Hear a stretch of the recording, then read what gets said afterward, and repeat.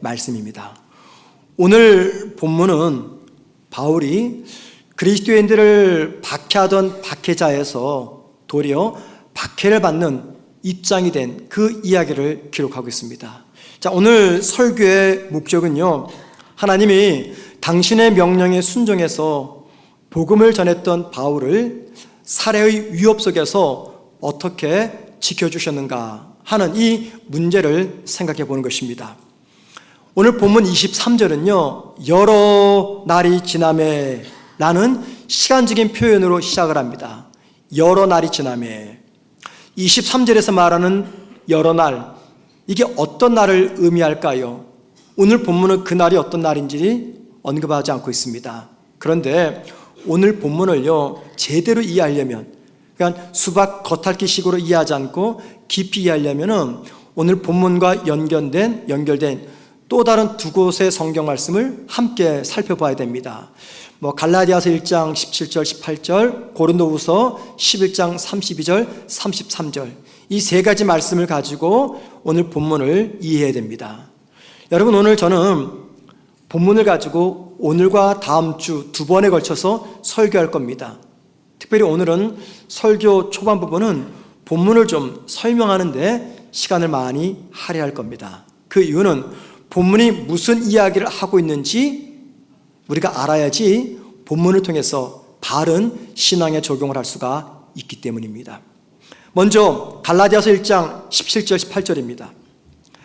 또 나보다 먼저 사도된 자들을 만나려고 예루살렘으로 가지 아니하고 아라비아로 갔다가 다시 다메섹으로 돌아갔노라. 이 말은요, 바울 개인의 진술입니다. 바울 스스로가 자기 이야기를 하고 있는 것입니다. 바울이 다메섹에서 주님을 만나고 회심한 뒤 잠시 있다가 아라비아로 떠났습니다. 그 아라비아에 가서 오랫동안 시간을 보냈어요. 그렇게 그 아라비아 갔다가 다시 다메섹으로 돌아옵니다. 바울이 방문했던 아라비아, 거기가 어딜까요? 그 당시 이 아라비아는, 즉 바울이 방문했던 아라비아는 나바테아라는 왕국에 속한 땅이었습니다. 나바테아, 여기는 지금의 요르단을 이야기합니다. 요르단. 바울이 회심한 뒤 이 나바테아 가서, 즉 아라비아 가서 3년을 머물렀습니다.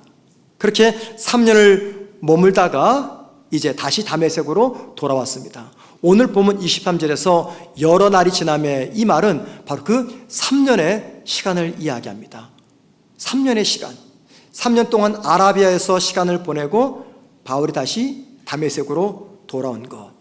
그러니까는 오늘 본문 앞에 있는 사도행전 9장 22절과 오늘 본문인 23절 사이에는 몇 년의 시간이 흐른 겁니까? 3년입니다. 3년. 3년의 시간이 지난 거예요.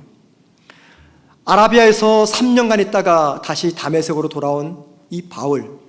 그런데 다메섹에 있었던 유대인들이 그 바울을 죽이려고 합니다. 유대인들이 왜 바울을 죽이려고 하는 것입니까? 그것은요, 바울이 유대인들이 싫어했던 예수를 전했기 때문입니다. 그런데 유대인들은 자기들만 바울을 죽이려고 하지 않았어요. 그 당시 바울을 죽이려고 했던 또 다른 무리, 또 다른 세력들이 있었습니다. 다메섹의 유대인들은 그 또 다른 무리, 또 다른 세력과 결탁을 해가지고 바울을 죽이려는 음모를 꾸밉니다. 그러면 여러분, 바울을 죽이기 위해서 유대인과 손을 잡은 또 다른 무리들, 그들은 누구입니까? 고린도서 11장 32절과 33절에서 그 무리들이 누구인지를 알려줍니다. 한번 보시겠습니다. 다메섹에서 아레다 왕의 고관이 나를 잡으려고 다메섹 성을 지켰으나 나는 광주리를 타고 들창문으로 성벽을 내려가 그 손에서 벗어났노라. 이 말은 바울 본인의 진술입니다. 오늘 본문 사도행전 9장 23절과 25절 말씀을 바울이 자기의 진술로 기록한 것입니다. 그런데 여기 말씀 보니까는 바울을 붙잡으려고 한 사람이 있었어요. 아레다 왕의 고관이라고 이야기합니다. 자, 바울을 붙잡아 죽이려고 했던 이 아레다 왕, 그는 누구일까요? 제가 조금 전에 읽어드렸던 갈라디아서 1장 17절에서 언급했던 아라비아, 바울이 3년간 머물렀던 그 아라비아가 속해 있었던 나라, 왕궁, 나바테아, 그 나바테아 왕이 바로 이 아레다 왕이었습니다. 그 아레다 왕이 그의 고관에게 바울을 붙잡으라고 명령을 내렸어요. 그 당시 나바테아 사람들은요, 다른 나라, 즉 인근 나라였던 시리아의 수도 다메섹에 많이 와서 살고 있었습니다. 그러니까는 이 아레다 왕이 자국 국민들을 보호하기 위해서 그 다메섹에다가 지역 행정장관을 파견합니다. 우리말로 말하면 대사, 영사를 이야기하겠죠. 다메섹으로 파견합니다. 바로 그 사람이 바울을 잡으려고 했던 아레다 왕의 고관이었습니다. 그러면 여러분, 이런 질문이 생깁니다. 도대체 왜 아레다 왕은 바울을 죽이려고 한 것인가? 유대인들이야 자기들이 싫어하는 예수를 바울이 전하기 때문에 죽이려고 했어요. 그런데 왜 이 아레다 왕은 바울을 죽이려고 한 것인가? 당시 이스라엘 사람들, 즉 유대인들은요, 이 인접해 있는 나바테아를 아브라함의 큰아들 이스마엘의 후손이라고 생각을 했습니다. 그래서 유대인이었던 바울이 주님을 만난 뒤 이 복음 전하는 사명을 받았고, 유대인들에게도 복음을 전하지만 그의 이복 형제 이스마엘의 후손들인 나바테아 백성들에게도 복음을 전하기 위해서 거기를 찾아간 거예요. 그런데 바울이 그곳에서 어떤 일을 저질렀는지 알지 모르겠지만 이 아데아 왕이 그를 죽이려고 합니다. 아레다 왕이 왜 바울을 죽이려고 합니까? 필시 바울이 거기서 복음을 전함으로 그 사회에 큰 소동이 일어난 것 같아요. 그러니까는 아레다 왕이 바울을 죽이려고 한 것입니다. 그런데 공교롭게도 바로 그때 바울이 이 아라비아에서의 모든 일을 다 마쳐버리고 이제 떠나왔던 다메섹으로 돌아옵니다. 그러니까는 아레다 왕은 바울을 놓쳐버린 거예요. 그런데 이 다메섹에 있었던 유대인들이 다메섹으로 돌아온 바울을 발견하고, 그리고 아레다 왕이 바울을 잡는다는 그 소식을 알고 아레다 왕이 파견한 고관에게 바울이 지금 여기에 있다라고 알려주면서 유대인과 아레다 왕의 고관이 서로 음모를 꾸며가지고 바울을 죽이려고 합니다. 그리고 그 살해 위협을 피하기 위해서 바울은 광주리를 타고, 사람들이 성문을 지키고 있으니까는 성벽으로 내려와서 다메섹을 탈출합니다. 이게 바로 오늘 본문의 이야기입니다. 자, 여러분, 오늘 본문은 어떤 이야기입니까? 예수를 박해했던 바울이 예수를 전하기 때문에 박해를 받았던 이야기입니다. 오늘 본문을 보면은 우리가 크게 두 가지의 신앙의 교훈을 찾을 수가 있습니다. 두 가지. 그런데 시간상 오늘은 한 가지만 말씀드리고 나머지 한 가지는 다음 주에 계속해서 말씀을 드리겠습니다. 자, 오늘 살펴볼 교훈이 무엇일까요? 유대인들과 아레다 왕의 고관이 바울을 죽이려고 음모를 꾸몄어요. 그런데 그 음모가 바울에게 알려졌습니다. 오늘 본문 24절 보시겠습니다. 그 계교가 사울에게 알려지니라. 계교가 사울, 즉 다른 말로 말하면 바울이죠. 바울에게 알려졌어요. 그럼 여러분, 바울에게 알려진 계교는 어떤 겁니까? 그 앞에 있는 23절에서 말하잖아요. 바울을 죽이려고 하는 공모, 바울을 죽이려는 이 공모, 이게 계교인데 이 계교가 바울에게 알려졌대요. 여러분, 이 공모가 무슨 말입니까?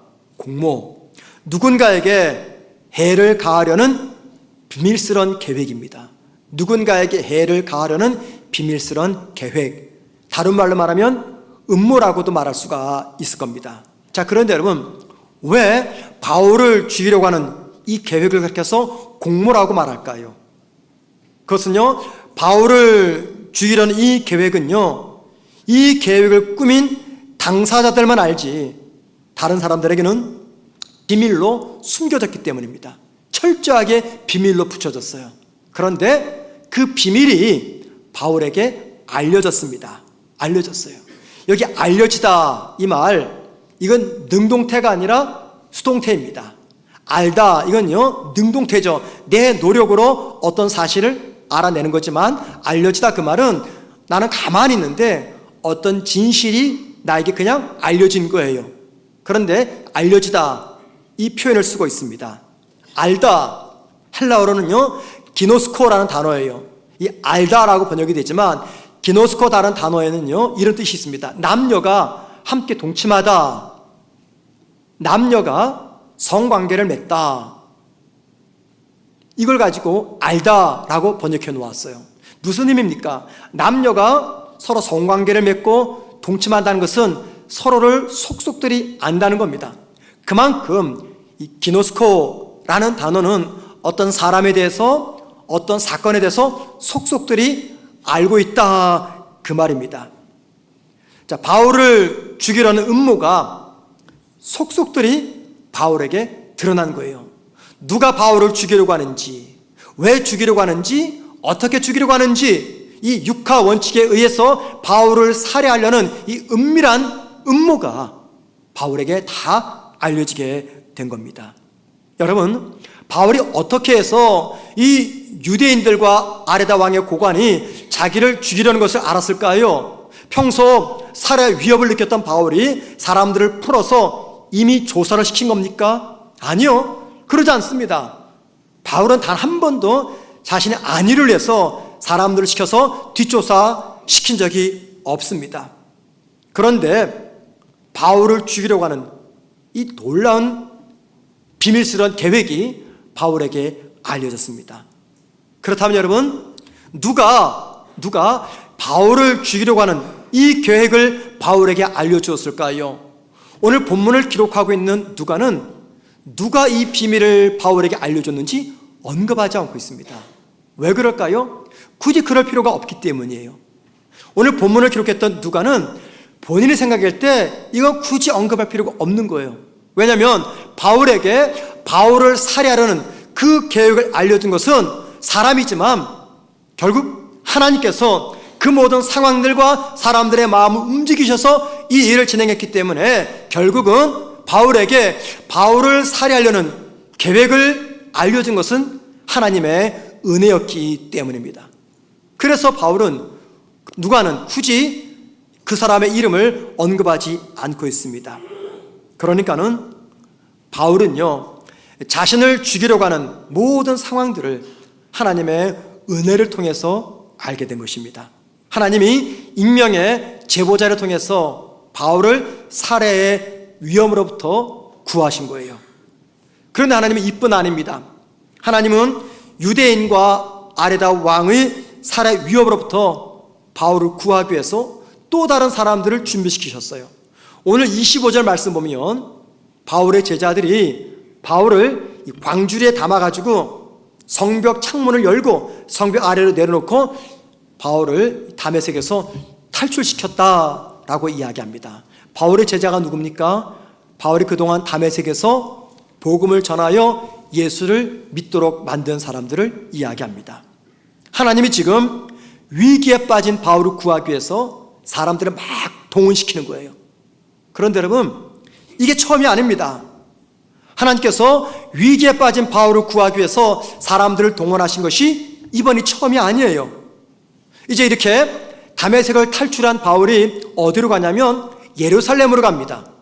그 예루살렘에 가서 역시 예수님을 하나님의 아들이라고 전도합니다. 그랬더니 예루살렘의 유대인들이 또 그 소리가 듣기 싫으니까는 바울을 죽이려고 음모를 꾸밉니다. 자, 그러자 예루살렘에 있었던 그리스도인들과 예수님의 제자들이 이 바울을 피신시킵니다. 그래서 바울의 고향인 다소로 보냅니다.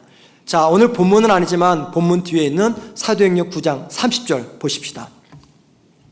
형제들이 알고 가이사라로 데리고 내려가서 다소로 보내니라, 이 이야기를 하고 있는 것입니다. 그런데 또 있습니다. 하나만 더 말씀드릴게요.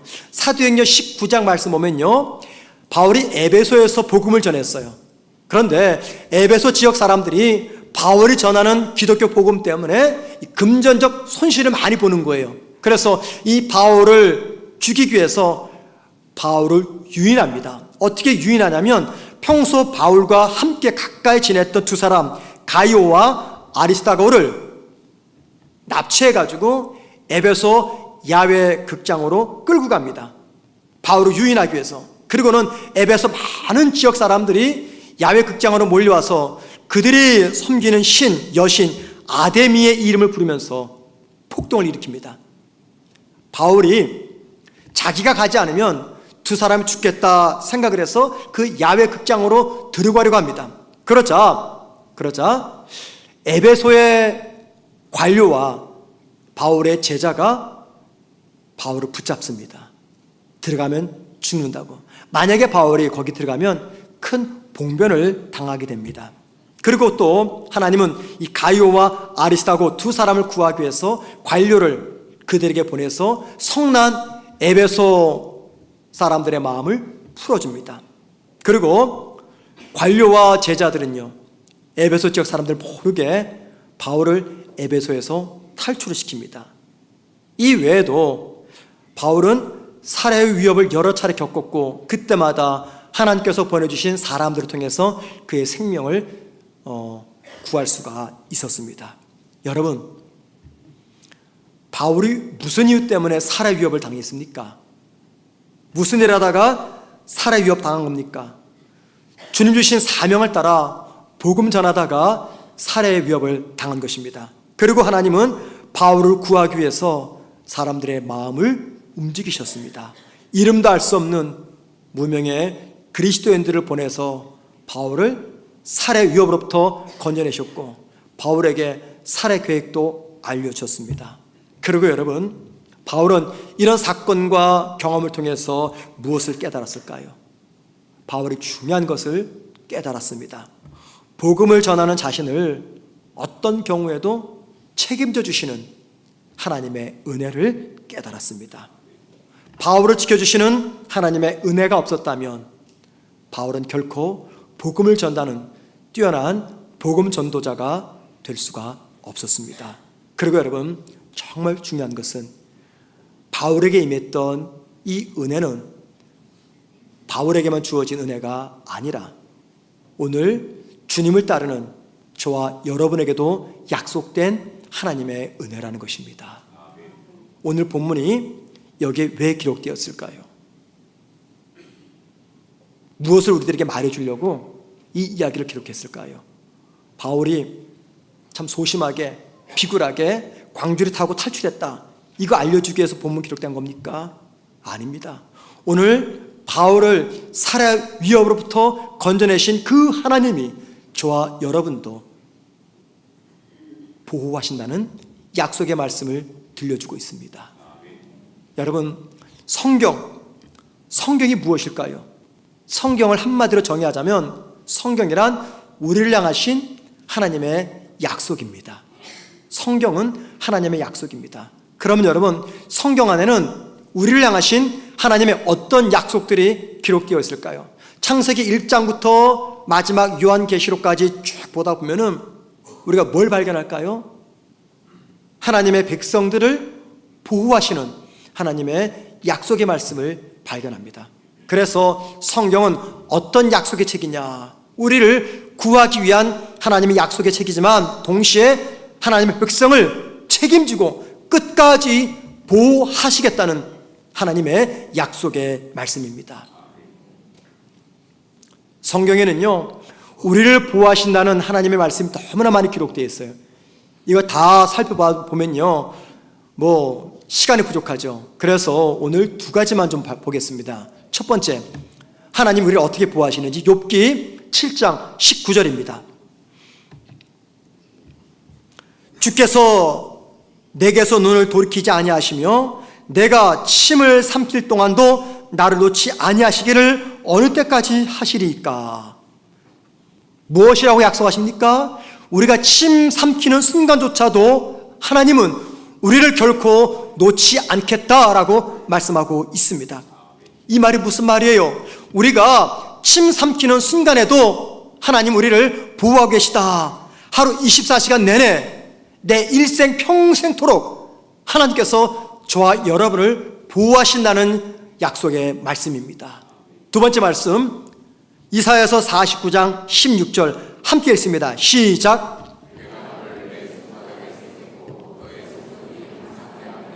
네, 얼마나 귀한 말씀입니까? 뭐라고 약속하십니까? 저와 여러분을 하나님의 손바닥에 새겨 넣겠다라고 말씀하십니다.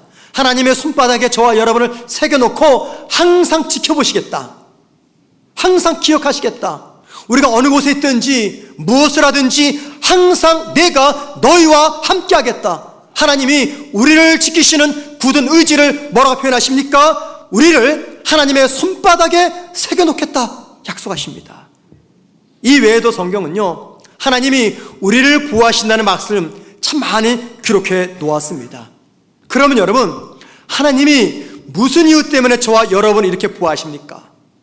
하나님이 어떤 이유 때문에 저와 여러분에게 이렇게 보호하십니까? 우리가 그럴 만한 조건과 자격이 있습니까?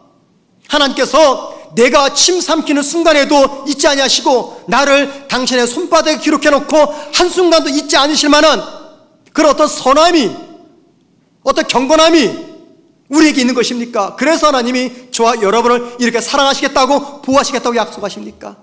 아니에요. 하나님이 이렇게 우리를 보호하시겠다 약속하신 것은 단 하나의 이유 때문입니다. 그것은 저와 여러분이 하나님의 자녀이기 때문입니다. 우리가 예수 믿고 하나님의 자녀가 된 그 이유만으로 우리를 침 삼키는 순간에도 잊지 않고 우리를 손바닥에 새겨 넣으시고 지켜주시겠다라고 약속하고 있는 것입니다. 우리가 하나님의 자녀라는 이유 하나만으로, 그렇다면 여러분, 그렇다면 하나님의 자녀라는 이 신분을 뛰어넘어서 저와 여러분이, 하나님의 자녀된 저와 여러분이 하나님을 위해서 나의 가장 소중한 것을 포기하고 하나님을 위해서 나의 시간과 나의 에너지와 나의 건강과 나의 은사와 나의 물질을 포기한다면, 헌신한다면 그런 나를 하나님께서 어떻게 지켜주지 아니하시겠습니까? 우리가 자녀라는 신분을 뛰어넘어서 복음 전도자의 사명을 가지고 주를 알지 못하는 사람들에게 복음을 전할 때 그런 나를 하나님께서 그냥 지켜만 보고 계시겠습니까? 하나님의 영광을 위해서 내 뜻을 기꺼이 내려놓고 하나님만을 높이는 그런 저와 여러분을 하나님이 그냥 두고 보고만 계시겠습니까? 하나님이 반드시 나를 책임지십니다. 하나님이 반드시 은혜 안에서 나를 지켜주십니다. 하나님의 이 사랑과 보호를 신뢰하면서 하나님께 헌신하는 것, 이게 바로 믿음입니다. 마태복음 26장 6절 이하 말씀 보면요, 한 여인이 비싼 향유를 예수님의 머리 위에 부은 사건이 기록되어 있습니다. 그 광경을 지켜봤던 예수님의 제자들이 이 여인을 막 비난합니다. 쓸데없는 곳에 비싼 돈을 쓴다고. 그런데 이 사건을 경험하고 목격한 주님은 다르게 평가하셨어요. 마태복음 26장 13절입니다. 보십시다. 내가 진실로 너희에게 이르노니 온 천하에 어디서든지 이 복음이 전파되는 곳에서는 이 여자가 행한 일도 말하여 그를 기억하리라 하시니라. 이게 무슨 말입니까? 복음이 전파되는 그곳에서 이 여자의 행함도 함께 전파될 것이다. 이게 무슨 말이에요? 우리 주님이 이 여인을 영원토록 기억하시겠다, 그 말입니다. 우리가 언제까지 복음을 전합니까? 주님 재림하실 때까지요. 이 세상의 종말이 올 때까지입니다. 무슨 말이냐면 영원토록 우리 주님이 이 여인을 기억하시겠다, 그 말입니다. 이보다 더 큰 상급과 칭찬이 또 어디 있겠어요? 이 여인이 도대체 무슨 이유 때문에 이 값비싼 향유를 예수님의 머리 위에 부었습니까? 이유는 한 가지예요. 이 여인이 주님으로부터 놀라운 은혜를 입었기 때문입니다. 그 놀라운 은혜를 입다 보니까는 그 은혜에 무언가를 보답하고 싶은데 자신이 가지고 있는 전 재산을 털어서 비싼 향유를 사서 예수님의 머리 위에 부었던 겁니다. 여러분, 주님의 은혜가 이 세상에서 얼마나 위대하고 강한지를 보여줍니다. 이 세상에서 가장 강한 힘, 어떤 힘일까요? 부모의 힘입니다. 부모의 힘. 그런데 여러분, 부모의 힘보다 더 강한 게 있어요. 주님의 은혜의 힘입니다. 왜 그럴까요? 부모의 수고와 노력으로도 바뀌지 않는 자녀가 주님의 십자가 은혜를 만나면 바뀝니다. 그래서 세상에서 아무도 무엇으로도 변화시키지 못하는 그 사람을 변화시키는 거, 그게 바로 하나님의 은혜입니다. 이 은혜를 경험했기 때문에 이 여인이 향유를 부은 거예요. 자, 그런데 여러분, 한번 생각해 보죠. 꼭 우리가 이런 은혜를 받아야지만 나의 가장 소중한 것을 주님께 드릴 수가 있는 것입니까? 어떤 성도가 자신의 가장 소중한 옥합을 깨서 주님께 드릴 수가 있을까요? 어떤 성도가 자신의 삶을 하나님을 위해서 헌신할 수 있을까요? 어떤 성도가 상황이 어떠하든지 믿음을 끝까지 지킬 수가 있을까요? 어떤 성도가 하나님 말씀 붙잡고 그 말씀을 따라 살기 위해서 몸부림을 칠까요?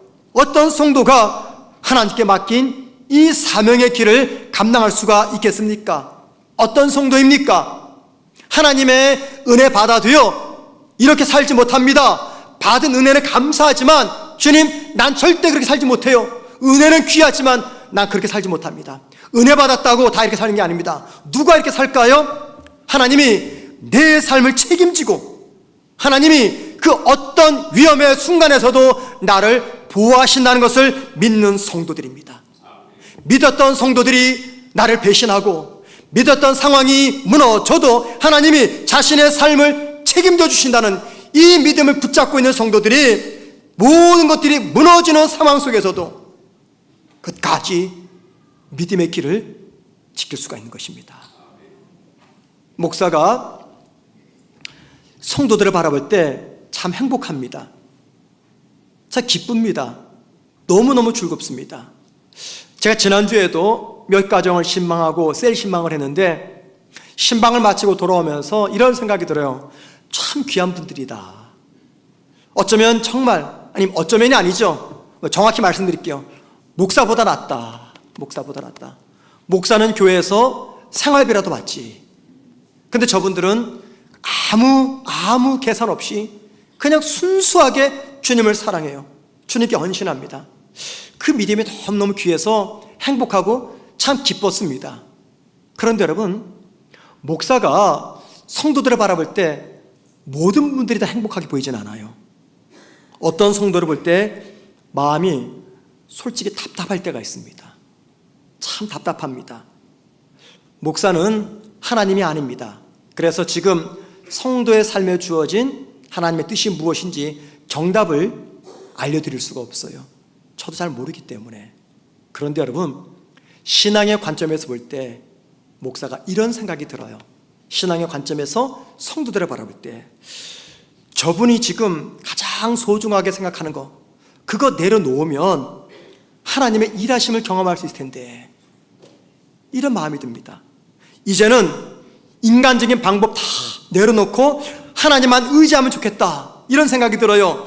이젠 더 이상 자신의 지혜, 경력, 돈, 사람, 건강 의지하지 않고 하나님만 의지하면 좋겠다, 이런 생각이 들어요. 삶이 저렇게 힘든데 왜 아직도 하나님 앞으로 나오지 않는 것인가?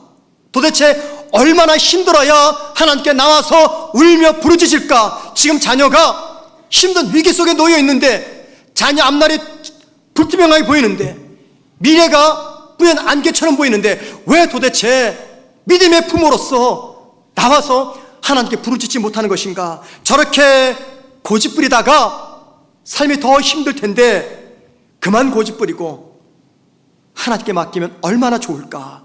믿음의 용기를 갖고 포기할 것은 포기하고 내려놓을 것은 내려놓고 용서할 사람은 용서하고 잊을 것은 잊고, 그래서 주님만 의지하면 정말 좋겠다, 이런 마음이 들 때가 있어요.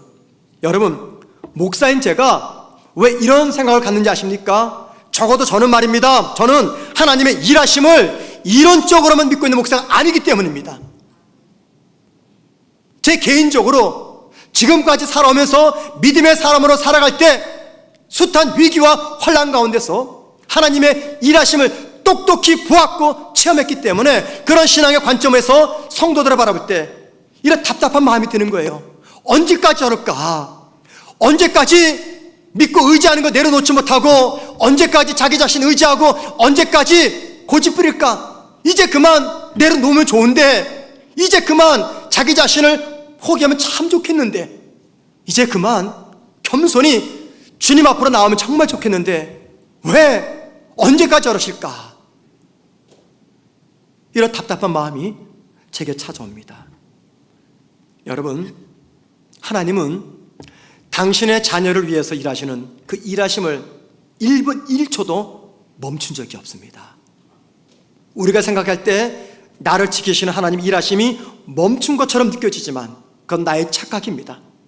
하나님은 지금도 나를 향해서 달려오고 계시다는 겁니다. 하나님은 나를 위해서 결코 멈춘 적이 없습니다. 하나님은 계속해서 나를 위해서 일하고 계십니다. 그런데 왜 우리는 쉬지 않고 일하시는 이 하나님을 경험하지 못하는 것일까요? 왜 그럴까요? 왜 나는, 다른 사람들은 일하시는 하나님을 경험한다고 하는데 왜 나는 이 하나님을 경험하지 못하는 것인가? 왜 그럴까요? 한번 정직하게 생각해 보자고요. 여러분, 하나님을 절대적으로 신뢰하셨습니까? 하나님께 나의 가장 소중한 옥합을 깨어서 내어드렸습니까? 나의 전 인격을 다해서 전 인격을 다해서 우리 하나님을 섬겼습니까? 오늘 본문은요, 일종의 바울의 간증입니다.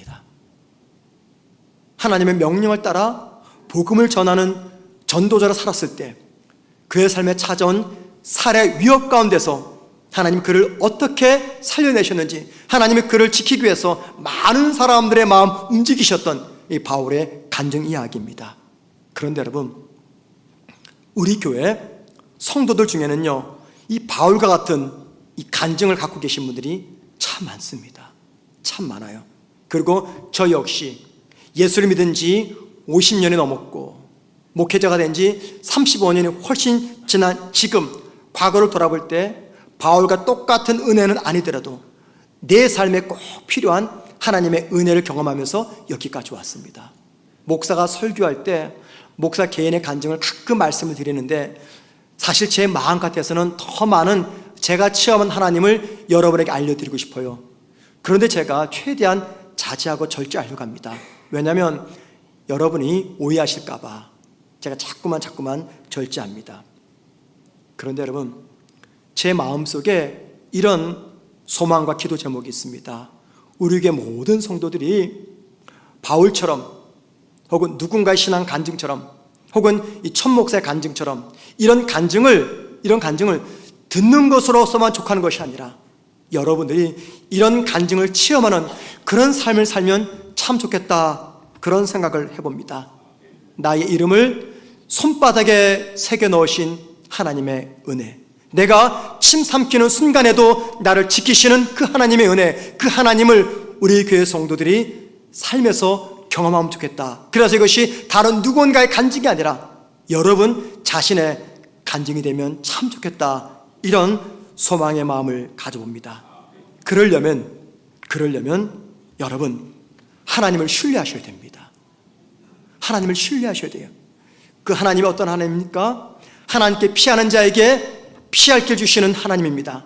하나님의 나라와 하나님의 의를 위해서 일하는 그 자를 결코 놓치지 아니하시는 하나님의 은혜입니다. 그 하나님을 신뢰해야지만 간증 있는 성도의 삶을 살아갈 수가 있다는 겁니다. 만약에 하나님이 죽은 하나님이 아니라 정말 살아계신 하나님을 믿는다면, 만약에 하나님이 나의 소중한 옥합을 깨트릴 때 깨트린 것보다 더 귀한 것으로 채워주신 그 하나님을 믿는다면 더 이상 주저하지 마시고 불신의 장벽을 뛰어넘어서 믿음의 자리로 나오셔야 됩니다.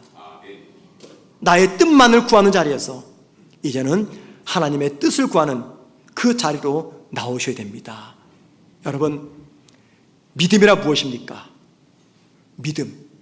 믿음이란요, 그 어떤 상황 가운데서도 내 삶을 하나님께 맡기는 겁니다. 믿음이란 무엇입니까? 어떤 상황 가운데서도 하나님을 신뢰할 수가 있는 것입니다. 믿음이란 무엇입니까? 어떤 상황 가운데서도 내 삶 속에서 일하고 계시는 하나님을 믿는 겁니다. 이게 믿음입니다. 그런데 여러분, 이런 믿음을 붙잡게 되면요, 우린 다음에 제가 말씀드리는 이 믿음의 명제를 믿을 수가 있습니다. 그 믿음의 명제가 무엇입니까? 하나님을 위해서 죽고자 하면 산다는 것입니다. 그 믿음의 명제가 무엇입니까? 하나님의 영광을 위해서 나를 포기하면 나를 존귀케 하시는 하나님의 역사를 내가 체험한다는 것입니다. 그 믿음의 명제가 뭡니까? 하나님을 위해서 내 자신의 삶을 드리면 내 삶을 책임지시는 하나님의 은혜를 내가 체험하게 된다는 겁니다. 이게 믿음의 명제입니다. 여러분, 어떤 성도가 이 믿음의 명제를 삶에서 경험하면서 살아갈까요? 믿음을 붙잡고 있는 분들입니다. 내 삶을 하나님께 헌신할 수 있는 분, 어떤 상황 속에서도 하나님을 신뢰하는 분, 어떤 상황 가운데서도 나를 위해서 일하고 계시는 하나님을 신뢰하는 분들, 그런 분들이 이 믿음의 명제를 이룰 수가 있는 것입니다. 믿음의 성숙함이란 무엇일까요? 내 삶이 내 뜻대로 펼쳐지지 않고 내가 생각했던 것보다 더 악한 상황 가운데서도 하나님을 신뢰함으로 그 상황 속에서 나를 위해서 일하시는 하나님을 내가 체험하는 겁니다. 그런 사건과 경험을 통해서 저와 여러분은 조금씩 성숙한 주님의 제자로 변화되어 간다는 겁니다. 우리 모두 오늘 말씀을 기억하면서 오늘 말씀이 단지 바울의 간증이 아니라 삶에서도 나 역시 바울처럼 이런 하나님의 일하심을 체험하기 위해서 믿음으로 하나님께 나아가는 저와 여러분 되기를 주님의 이름으로 축원을 드립니다.